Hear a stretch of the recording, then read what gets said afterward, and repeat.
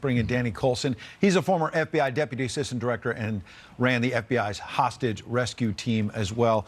We appreciate you coming in today, Danny. Thank you. What is your immediate reaction, especially now we're hearing more people than we originally were told were injured? Thankfully, the death toll has not risen, but this just blatant attack happening in the streets of London. There's a good message here. When you get one of these guys, you capture them and you put them in jail, keep him there. There's no rehabilitation of these types of individuals. They show no remorse for what they've done. They appear to be rehabilitated, and they'll give you a smile and a wink and a nod, and then they'll go out and start killing people again.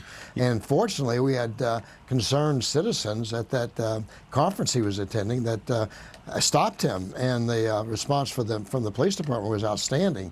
So this could have been much worse than it was. The guy was very dedicated and well armed, and they could have been a lot worse. Yeah. Let's keep these guys in jail. Well, to your point, you lead me perfectly to my follow-up, which was going to be about that conference. He was attending, as you say, I'm not sure everyone knows the details, a conference on prison rehabilitation. Was supposed to be held up, this Islamic terrorist, as some sort of a model for other people to follow. And instead, either in the middle of or at the end of this conference, he goes out near the bridge and kills at least 2 people, injures others. You see the terrorist right there. What kind of message does that send?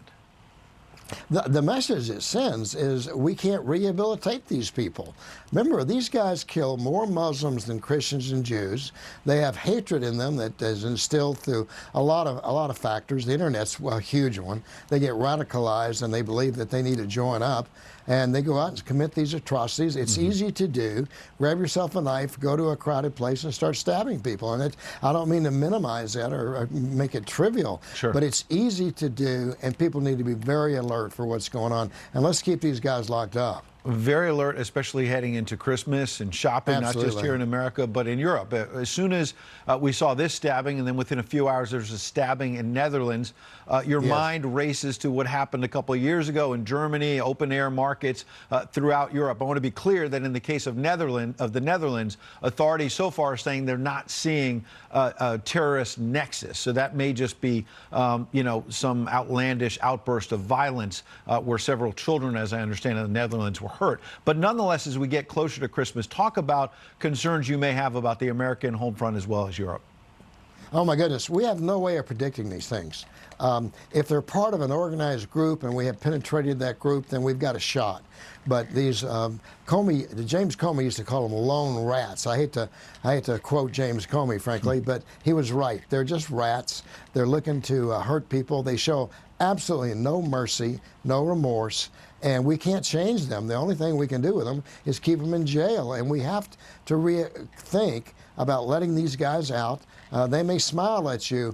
At the same time, they're thinking about killing you. So that's something we have to always keep in mind. ISIS claiming credit for this attack just a few weeks after President Trump and the U.S. military scored this major victory in taking out ISIS's leader, al-Baghdadi. At the time, I remember analysts like yourself reminding all of us that when Osama bin Laden was taken out by President Obama and the U.S. military, it was a great victory, but just taking out the head of the organization doesn't mean that the terror group is finished. What kind of remnants of ISIS are out there?